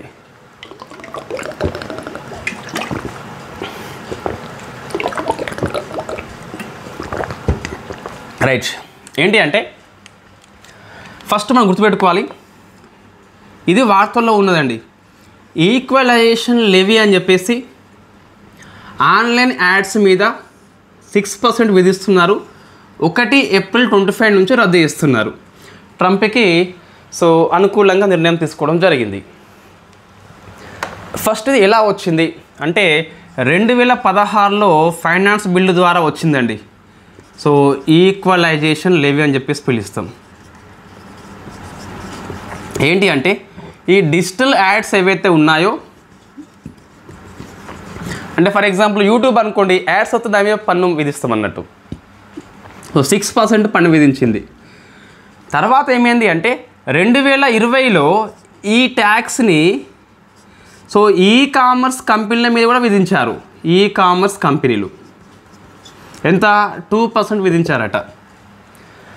మొన్న ఏమైంది అంటే 2024-25 బడ్జెట్లో, అంటే మొన్నటి కాదు అంతకుముందు బడ్జెట్లో మనం డిస్కస్ చేసినాం ఈ బడ్జెట్ని యూట్యూబ్ లోపలనే. సో ఇక్కడ ఆగస్టు 1, 2024 నుంచి equalisation levy famous known as Google tax రద్దు చేస్తున్నట్టుగా, అబాలిష్ చేస్తున్నట్టుగా ప్రకటించారు బడ్జెట్ లోపల. బట్ ఏమైంది అంటే మనకి ఇవాళ తెలిసింది మనకు 1 ఆగస్ట్ 2024న ఇది మాత్రం రద్దు చేసిండ్రు. ఏది మాత్రము అంటే ఇది రద్దు చేసిండ్రు. మనం ఎకనామిక్ కోర్స్ వాళ్ళు భయపడకండి, మనం అప్డేట్లో దీన్ని డిస్కస్ చేద్దాం. అప్డేట్స్ మనం క్లాస్ చేస్తాం స్పెషల్గా ఒక 6 months తర్వాత, అప్పుడు మనం చూద్దాం దీన్ని. సో ఇప్పుడు ఏంటి అంటే ఈ కామర్స్ కంపెనీ మీద 2% ఉంది కదా, దీన్ని రద్దు చేసిండ్రండి. ఇది కంటిన్యూ అయిందట. గిది ఏది డిజిటల్ యాడ్స్ మీద ఇది కంటిన్యూ అయిందట. ఇప్పుడు దీన్ని 1 ఏప్రిల్ 2025 నుంచి రద్దు చేస్తున్నారు. ఇది క్లారిటీ అండి. ఇప్పుడు మీకు ఏమర్థం కావాలి అంటే ఈ కామర్స్ మీద గూగుల్ ట్యాక్స్ అనేది ఎంతకాలం అమల్లో ఉంది, 2020 నుంచి 24 ఆగస్టు వరకు అమల్లో ఉంది. ఆన్లైన్ యాడ్స్ మీద చూస్తే 2016 నుంచి 25 ఏప్రిల్ 1 వరకు అమల్లో ఉంది. 24-25 బడ్జెట్ లోపల ఏమని చెప్పిండ్రు, మొత్తం రద్దు అని చెప్పిండ్రు. బట్ వాళ్ళు మాట తప్పారు మనకి. సో అమలు చేసే క్రమం లోపల ఇది రద్దు చేసిండ్రు, ఇది రద్దు చేయలేదు, ఇప్పుడు రద్దు చేయడం జరిగింది. ఇది క్లారిటీ, మనకి ఎకనామీ విషయంలో క్లారిటీ ఉండాలి. మిగతా అన్ని ఉత్తేయండి, ఇవైతే పాలిటీ ఎకనామీ ప్రతిదీ సబ్జెక్ట్ అప్డేటే, ప్రతిదీ అప్డేటే. రైట్, నెక్స్ట్ మనకి స్పేస్ ఆర్టికల్ ఒకటి వార్తల్లో ఉన్నదండి. స్పేస్ ఆర్టికల్ వార్తల్లో ఉంది. ఏంటిది అంటే స్పేస్ డెబ్రిస్ రిమూవల్ అగ్రిమెంటు అంటే స్పేస్ డెబ్రిస్ మీన్స్ మీకు ఏమొస్తుంది? డెబ్రిస్ అంటే అంతరిక్ష శిథిలం అని చెప్పేసి పిలుస్తాం. మనం ఉపగ్రహాలు ప్రయోగిస్తాం కదా, అక్కడే ఉండిపోతాయి, కొన్నిసార్లు శిథిలంగా ఉండిపోతాయి, రైట్. దీని ఒప్పందం అని చెప్పేసి పిలుస్తాం. ఏం ఒప్పందం ఇది అంటే మన కర్ణాటక బెంగళూరులో ఉన్న Bellatrix company. So Bellatrix company, next ఈ జపాన్లో ఉన్న ఆస్ట్రోస్కేల్ కంపెనీ రెండు ఒప్పందాలు చేసుకున్నాయి. సో దేనికోసం అంటే ఈ శిథిలాల తొలగింపు కోసం అని చెప్పేసి ఒప్పందాలు చేసుకున్నాయి. సో మన private space company Bellatrix, famous Bengaluru company, Astroscale Japan company ఒప్పందం చేసుకుంది. ఇది స్పేస్ ఆర్టికల్ మీకు వార్తల్లో ఉంది. నెక్స్ట్ డిఫెన్స్ చూస్తే సో ఐకేమియా అని చెప్పేసి AI Africa India key maritime exercise. So AIKEYME అని చెప్పేసి ఐకీమే ఇది సాంస్క్రిట్ వర్డ్ అండి. దీని అర్థం తెలుగులో సో ఐక్యత అని చెప్పేసి పిలుస్తాం. సో ఇది ఆఫ్రికా ఉన్ను ఇండియా మధ్య తొలి నావిక విన్యాసం అండి. సో ఇది టాంజానియా హోస్ట్ చేస్తుంది. ఎవరు? Tanzania, one of the Africa అంటే టాంజానియా లోపల మనకి సో దార్ ఎస్ సలాం ఈ ప్రాంతం లోపల సో మనకు టాంజానియా హోస్ట్ చేస్తుంది. నిర్వహణ చేసేది ఎవరని చెప్పి చూస్తే టాంజానియాతో పాటు ఇండియా కూడా నిర్వహణ చేస్తుంది. గుర్తుపెట్టుకోవాలి, ఇండియాతో పాటు టాంజానియా నిర్వహణ చేస్తుంది. సో హోస్ట్ కంట్రీ ఏంటి మనకి? టాంజానియా. ఎవరు నిర్వహణ చేస్తున్నారు? టాంజానియా ప్లస్ ఇండియా అని చెప్పేసి. ఏంటిది? ఆఫ్రికా ఇండియా మధ్య కీ మారిటైమ్ ఎక్సర్సైజ్ నావిక విన్యాసం అని చెప్పేసి పిలుస్తాం. Next science and technology others అండి. సో భారతదేశంలో మొట్టమొదటి స్వదేశీ ఎంఆర్ఐ స్కానర్ని so all India institution of medical science Delhi వాళ్ళు ఆవిష్కరణ చేసిండ్రు. All India institution of medical science Delhi వాళ్ళు ఇండియాలో మొట్టమొదటి స్వదేశీ ఎంఆర్ఐ స్కానర్ని ఆవిష్కరణ చేసిండ్రు. దీన్ని డెవలప్ చేసిన సంస్థ పేరు చూస్తే మనకి సమీర్ సంస్థ అండి. సో మీకు ఈ హిందూ పేపర్ లోపల ఈ సమీర్ యొక్క అబ్రివేషన్ మొత్తం వచ్చింది, బట్ స్కిప్ చేయండి, పెద్దగా మన సంస్థ పేరు కాబట్టి ఎవరు అడగరు. సో దీని సామర్థ్యం చూస్తే మనకి 1.5 టెస్లా అని చెప్పిస్తున్నది. ఎంఆర్ఐ స్కానర్స్కి సామర్థ్యం టెస్లాలో కొలుస్తాం కదా, 1.5 అని చెప్పేసి చాలా మెరుగైన సామర్థ్యం కలిగి ఉన్నటువంటి ఎంఆర్ఐ స్కానర్ని స్వదేశీయంగా వెరీ ఫస్ట్ టైం ఈ సమీర్ కంపెనీ వ్యక్తి పేరు కాదు, సంస్థ పేరు అది. నెక్స్ట్ ప్రపంచంలో మొట్టమొదటిసారి సూపర్ సాలిడ్ పదార్థాన్ని ఇటాలియన్ శాస్త్రవేత్తలు రూపొందించారు. సో హిందూ పేపర్లో వచ్చే వర్డ్స్ చాలా హార్డ్ ఉంటాయండి. సో సూపర్ సాలిడ్ పదార్థాన్ని వెరీ ఫస్ట్ టైం ఇటాలియన్ శాస్త్రవేత్తలు గుర్తించారు. సో దీన్ని లైట్ నుంచి తయారు చేసింది. లైట్ మీన్స్ కాంతి నుంచి తయారు చేయడం జరిగింది. సో ఇక్కడ ఏంటి మీకు ఇటాలియన్ ఒక దేశం పేరు గుర్తుంటుంది, లైట్ కాంతి గుర్తుంటుంది. కొత్త పదం ఏంటి? సూపర్ సాలిడ్ అంటే అర్థమైంది అంటే ఒక వస్తువు అనేది సూపర్ సాలిడ్గా మనం ట్రీట్ చేయాలి అంటే రెండు ప్రాపర్టీస్ కలిగి ఉంటుంది అది. సో ఫస్ట్ అది సాలిడ్ అయి ఉంటుంది,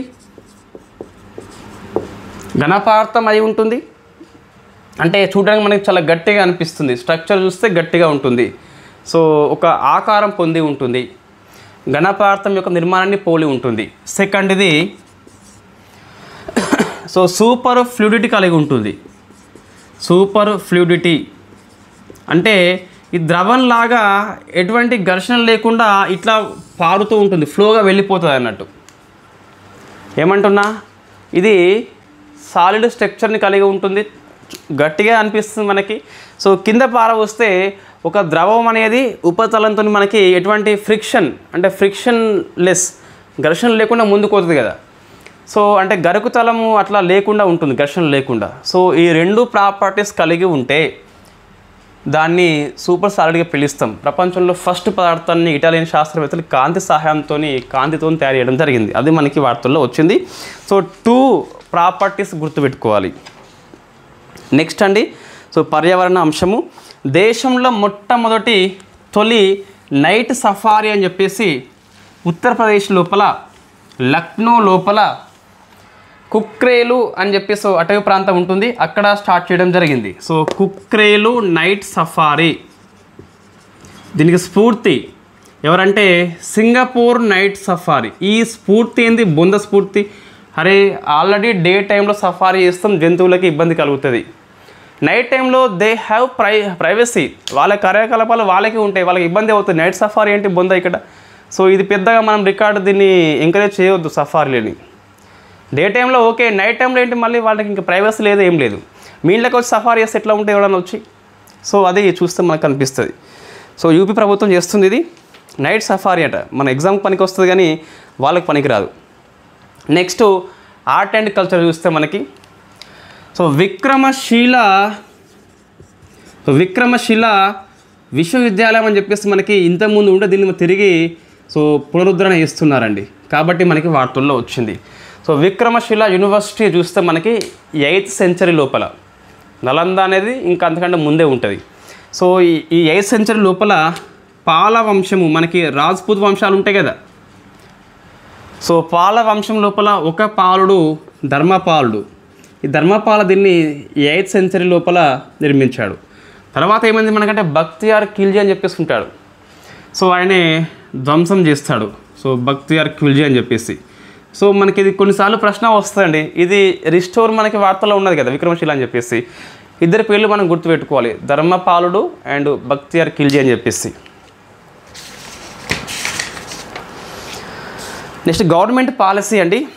సో బల్పన్కి కవిత అని చెప్పేసి చిన్న స్కీమ్ అండి ఇది. ఇవన్నీ మనం స్కిప్ చేయవచ్చు అండి. ఇది వద్దు. ఇక నుంచి గవర్నమెంట్ పాలసీ ఉంది కదా, ఇదంతా అవసరం లేదు. PIB news. సో బల్పన్కి కవిత అనట. సో దీన్ని మినిస్ట్రీ ఆఫ్ ఎడ్యుకేషన్ వాళ్ళు స్టార్ట్ చేస్తున్నారు. చిన్నపిల్లలకి మాతృభాష లోపల రైమ్స్ నేర్పిస్తారు. అదే బల్పన్కి కవిత అని చెప్పేసి పిలుస్తాం. నెక్స్ట్ ఇంక ఇది అమల్లోకి రాలేదు. ఉపాధి హామీ జాబ్ కార్డు ఉంది కదా, ఇప్పుడు అందరికి సేమ్ ఉంది కదా. సో ఇక మీట మారుస్తారట. సాధారణ కూలీ అయితే వైలెట్ కార్డు ఇస్తారు, దివ్యాంగులు అయితే స్కై బ్లూ కార్డు ఇస్తారు, ట్రైబల్ పీపుల్ అయితే గ్రీన్ కార్డు ఇస్తారట. ఇది ఇంకా అమల్లోకి రాలేదండి, పేపర్లో వచ్చింది, అట్లా మైండ్లో పెట్టుకోండి, ఎగ్జామ్లో వస్తే చెప్పలేం. నెక్స్ట్ స్పోర్ట్స్ అండి మనకు. సో నేను కొన్ని చదివేస్తే ఇక కబడ్డీ ప్రపంచ కప్ 25 అని చెప్పేసి జరిగింది. ఎవరు? యూకే హోస్ట్ చేసింది. సో ఐరోపా తొలిసారి ఆసియా బయట జరిగింది కబడ్డీ ప్రపంచ కప్. అట్లా ప్రశ్న వస్తుంది. సో మెన్ అండ్ ఉమెన్ ఇద్దరు కూడా మనమే గెలుచుకున్నాం. కబడ్డీ అంటేనే మనము ఈజీగా గుర్తుంటుంది. నెక్స్ట్ ఫెడరేషన్ ఇంటర్నేషనల్ జిమ్నాస్టిక్స్, అంటే జిమ్నాస్టిక్స్ లోపల ప్రపంచ కప్ లాంటిది. టర్కీ హోస్ట్ చేసింది. మన ఇండియన్, ఆమె పేరు ప్రణతి నాయక్ అండి. సో కాంస్యం వచ్చింది. కాంస్యం వస్తే రికార్డ్ అంటే ఈమె 3వ ఇండియన్ కాబట్టి గుర్తుపెట్టుకోవాలి. సో ఫెడరేషన్ ఇంటర్నేషనల్ జిమ్నాస్టిక్స్ లోపల 3వ పథకం సాధించిన మహిళ ప్రణతి నాయక్ అని చెప్పేసి పిలుస్తాం. సో కాంస్యం వచ్చింది మనకు. నెక్స్ట్ ఆసియా రెజ్లింగ్ ఛాంపియన్షిప్, ఇది జోర్డాన్ హోస్ట్ చేసింది. ఇందులో మన సునీల్ కుమార్కి కూడా కాంస్యం వచ్చిందండి. సో ఇటువంటి మన ఆటగాళ్ళు సో రికార్డ్స్ కాబట్టి ఇవి రెండు గుర్తుపెట్టుకోవాలి. రెజ్లింగ్ లోపల జిమ్నాస్టిక్స్ లోపల ఇద్దరికి కాంస్యమే రావడం జరిగింది. నెక్స్ట్ ఈ ప్రపంచ రెజ్లింగ్ బ్యూరోకి మన ఇండియా రెజ్లింగ్ సమైక్య అధ్యక్షుడు సంజయ్ సింగ్ అని చెప్పేసి ఉన్నాడు కదా, ఆయన ప్రపంచ రెజ్లింగ్ సమైక్యకి ఎన్నికయ్యాడు కాబట్టి one of the famous topic అది. ఈ స్పోర్ట్స్లో ఉన్న 4 అంశాలు కరెంట్ అఫైర్స్ ఇంపార్టెంట్ మనకి 25-26. కబడ్డీ ప్రపంచ కప్ ఇంపార్టెంటే, జిమ్నాస్టిక్స్ ప్రణతి నాయక్ ఇంపార్టెంటే, రెజ్లింగ్ సునీల్ కుమార్ ఇంపార్టెంటే. ఈ ప్రపంచ రెజ్లింగ్ బ్యూరో లోపల మన సభ్యుడు పోయింది కాబట్టి సో సంజయ్ సింగ్ పేరు గుర్తుపెట్టుకోవాలి. నెక్స్ట్ బుక్స్ అండి. 2 స్పోర్ట్స్ బుక్కే. ఫస్ట్ పుస్తకం పేరు Leo the untold story of CSK, Chennai super Kings. మన ధోని ఉండు కదా, సో ఆ పుస్తకాన్ని మనకు రాసింది పిఎస్ రామన్ అండి. కొన్నిసార్లు ఈ సిఎస్కే ఫ్యాన్స్ ఎవరైనా ఉంటే ప్రశ్న అడుగుతారు ప్రొఫెసర్లు, పిఎస్ రామన్ అని చెప్పేసి పిలుస్తాం. సో ఏంటి Leo the untold story of CSK. Dhoni bat పడుతున్నాడు, అద్భుతం అది. ధోని స్టంప్అవుట్ చేశాడు, మహా అద్భుతం. ధోని డిఫెన్స్ ఆడాడు, ప్రపంచంలో మహా అద్భుతం. Dhoni age 40 years, du Plessis age 43 years, still అతను సిక్సెస్ కొడుతున్నాడు, ఓపెనర్ వస్తున్నాడు, 4 రన్నింగ్ చేస్తున్నాడు. సో మనం ఎక్కువ అంటే దీన్ని ఏమంటామంటే మనమంతా అంధభక్తులం అండి. చాలా క్రికెట్ ఫ్యాన్స్ ఎవరైతే ఉంటారో ధోని కంటే ఎక్కువ ఏజ్ ఉన్న వాళ్ళు అంతకంటే అద్భుతంగా ఆడుతున్నారు. ఇంకా వాళ్ళు మనం గుర్తించము, ఆహా ఓహో అని చెప్పేసి వీళ్ళని మనం కీర్తిస్తాం. అండర్సన్ అయితే 42 ఇయర్స్ వరకు ఆయన ఫాస్ట్ బౌలర్ అండి. సో 140+ స్పీడ్తోని కన్సిస్టెన్సీగా వేస్తాడు. 40+ ఇయర్స్తోని కూడా బౌలింగ్ చేసిండు ఆయన. సో అట్లా అంటే మనం చెప్పేది ఇక్కడ మనం డంబ్గా ఎవరిని ఇట్లా వాళ్ళు ఎవరో మన తెలుగు కామెంటర్లు ఇంకా ధోని ఆహా ఊహో అంటారు. అరే అంతకంటే ఎక్కువ వయసు ఉన్న వాళ్ళు ఇంకా ఆడుతున్నారు ఐపీఎల్ లోపల, అంతకంటే మంచి ప్రతిభ కనపరుస్తున్నారు. నెక్స్ట్ స్టంప్డ్, ఇది ఒక పుస్తకం పేరు మనకి. సో సయ్యద్ కిర్మానీ, ఈయన ప్రపంచ కప్ వచ్చింది 1975లో మనకి కపిల్ దేవ్ నాయకత్వం లోపల. అప్పుడు వికెట్ కీపరు. ఈయన యొక్క ఆత్మకథ ఇది. సో స్టంప్డ్ వెరీ ఫేమస్ కాబట్టి గుర్తుపెట్టుకోవాలి. ఫస్ట్ వరల్డ్ కప్ మనకి biography of Syed Kirmani, famous wicket keeper అతను. సో గుర్తుపెట్టుకోవాలి. 2 పుస్తకాలు కూడా వన్ ఆఫ్ ది ఫేమస్ పుస్తకాలు. పిఎస్ రామన్ కంటే ఇది famous stumped. Why? Because world cup first వచ్చింది కాబట్టి. నెక్స్ట్ సమ్మిట్స్ అండి. ఇది FATF అని చెప్పేసి ఉంటుంది, ఫైనాన్షియల్ యాక్షన్ టాస్క్ ఫోర్స్ అని చెప్పేసి పిలుస్తాం. ఈ మనీ లాండరింగ్ కానీ ఉగ్రవాదానికి ఫండింగ్ రాకుండా క్రిప్టో కరెన్సీ మీద నియంత్రణ కోసం అని చెప్పేసి G7 కంట్రీస్ FATFని ఏర్పాటు చేస్తాయి. ఇది ప్రైవేట్ సెక్టార్ యొక్క ఫోరం సమ్మిట్ని ముంబై హోస్ట్ చేస్తుందండి. సో ముంబై కాబట్టి ఈరోజు స్టార్ట్ అయింది మనకి, ఇంకా పూర్తి కాలేదు. ముంబై హోస్ట్ చేస్తుంది. నిర్వహించేది మనకు RBI అండి. సో RBI ఉన్న దాంతోపాటు ఇంకొకటి డిపార్ట్మెంట్ ఆఫ్ రెవెన్యూ, ఇది one of the finance minister కింద ఒక డిపార్ట్మెంట్ ఇది నిర్మిస్తుంది. దీన్ని ప్రారంభించింది ఎవరని చెప్పి చూస్తే ఈరోజు PIB న్యూస్ ప్రారంభించింది ఈ FATF యొక్క మహిళా డైరెక్టర్ జనరల్ ఎలిసా డి అండా. సో ఎలిసా డి అండా అని చెప్పేసి పిలుస్తాం. సో ఈ మీటింగ్కి ఈమె ఎవరు ప్రారంభించింది? ఈ మీటింగ్కి చైర్పర్సన్ అంటే ఎవరు అంటే ఈ అధ్యక్షత వహించింది మన RBI governor. So Sanjay Malhotra. ఈ పేర్లు వేరే ఉన్నాయి మనకి. ఏంటి ప్రారంభించిందేమో FATF director general Elisa de Anda, అధ్యక్షత వహించిందేమో సంజయ్ మల్హోత్రా మన RBI గవర్నర్. ప్రారంభించింది వేరు, అధ్యక్షత వహించింది వేరు, రెండు వేరు గుర్తుపెట్టుకోవాలి compulsory. One of the famous summit కాబట్టి మనకు అవసరం ఉంటుంది. థీమ్ ఏంటి రేపు చూద్దాం మనం. నెక్స్ట్ అపాయింట్మెంట్స్ అండి. ఆర్థిక శాఖ సెక్రటరీగా సో అజయ్ సేత్ వచ్చిండు. ఇంతకుముందు తుహిన్ కాంత్ పాండే ఉండేగా, ఆయన సెబీకి వెళ్ళిపోయిండు. సో అది మనకు ఫేమస్ క్వశ్చనే. సెబీకి వెళ్ళిపోయిన కారణంగా ఖాళీ వచ్చింది. ఆ ఖాళీని ఈ అజయ్ సేతు సో నిర్మిస్తున్నాడు.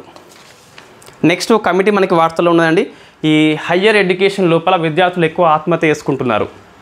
ఎందుకు అంటే సో ఒత్తిడి అండి, అది మన మీద మనమే పెంచుకుంటున్నాం అనవసరంగా. ఈ గౌట్ జాబ్ రాకుంటే పోయేది ఏమీ లేదు వాస్తవంగా. రాని కారణంగా మనం అనవసరంగా ఒత్తిడి పెంచుకొని మన చుట్టూ ఉన్న వాళ్ళు ఒత్తిడి పెంచేసి సో మనల్ని కుంగదీసి తక్కువ అంచనా వేసి అలా ఉసుగొలుపుతున్నారు. ఒకటి గుర్తుపెట్టుకోవాలి, govt job is not final destination. So అది అస్సలు రాని లేకుండా లేదు అంతే. చాలామంది జాబ్ని వదిలేసిందండి గౌట్ జాబ్ వచ్చిన వాళ్ళే. దానికోసం మరి అంత ప్రాణం పెట్టాల్సిన అవసరం లేదు. సో ఇన్ఫ్యాక్ట్ ఇంకా జాబ్ రాకుంటేనే ఫ్రీ అండి వాస్తవంగా. ఇది నేను ఎవరికి చెప్తున్నా, మిస్ అయిన వాళ్ళకి చెప్తున్నా, వచ్చిన వాళ్ళకి కాదు. జాబ్ వస్తే నీ పై ఆఫీసర్ దగ్గర నువ్వు కట్టుబడి ఉండాలి, టైం టు టైం మెయింటైన్ చేయాలి, రెస్పాన్సిబిలిటీ వహించాలి. ప్రైవేట్లో అయితే మనం ఇష్టమైనప్పుడు వెళ్ళి క్లాస్ చెప్పుకొని రావచ్చు, నీ ఇష్టం ఇంకా. సో నువ్వు ఈరోజు ఇది కాకుండా రేపు ఇంకోటి అంటే నీ టాలెంట్ ఉన్నట్లయితే ఇంకా నీ ఇష్టం, ఇంకా నువ్వు ఆడిందే ఆట పాడిందే పాట అవుతుంది. బట్ నువ్వు ఎంత టాలెంట్ ఉన్నా గవర్నమెంట్ జాబుల్లో ఆడిందే ఆట అట్లా యాజ్ పర్ రూల్స్ పోవాలి. కొన్నిసార్లు అన్యాయమని తెలిసిన రూల్స్కి విరుద్ధంగా పోవాల్సిన అవసరం ఉంటుంది పైన ఉన్న ప్రెజర్ కారణంగా. అంత ఈజీ కాదు గౌట్ జాబ్ అనేది. ఇన్ఫ్యాక్ట్ చేయడం అంత ఈజీ, మీరు చేయంగానే రాగానే పెద్ద సుఖం అని చెప్పేసి. సో మీ టైం మొత్తం కిల్ అయిపోతుందండి. మీరు స్పెషల్ టాలెంట్ ఉంటే గిట్ట గౌట్ జాబ్ దాన్ని కిల్ చేసి పడిస్తుంది కంప్లీట్గా. టాలెంట్ని మొత్తము కొట్టి కొట్టి చంపేస్తుంది. అది గుర్తుపెట్టుకోవాలి. డిస్కరేజ్ చేయట్లే, ఎస్ ప్రిపేర్ అవ్వాలి కంపల్సరీ. సమాజ గుర్తింపు ఉంటుంది కంపల్సరీ, మంచి పవర్ ఉంటుంది.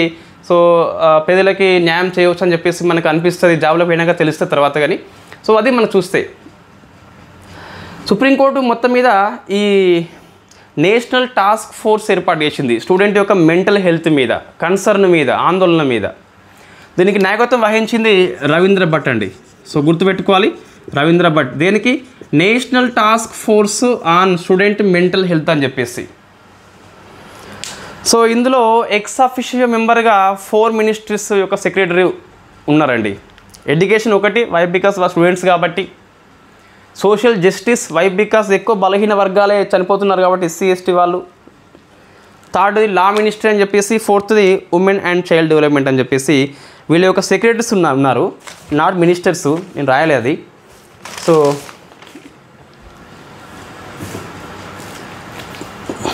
నెక్స్ట్ ఈ రిపోర్టు తాత్కాలికంగా మనకి 4 మంత్స్లో ఇవ్వాలి. ఫైనల్ రిపోర్ట్ వచ్చేసి 8 మంత్స్లో ఇవ్వాలి. నెక్స్ట్ అండి, ఈ లాస్ట్ మనకి అవార్డ్స్ ఉన్నది.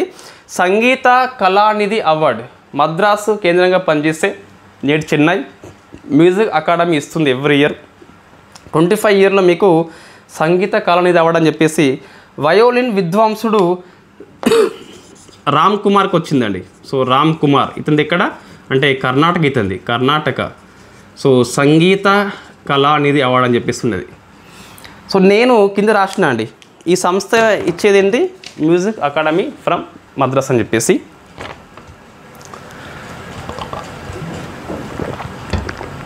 ఈ సంస్థ సో ఇంకా కొన్ని అవార్డ్స్ ఇస్తుందండి.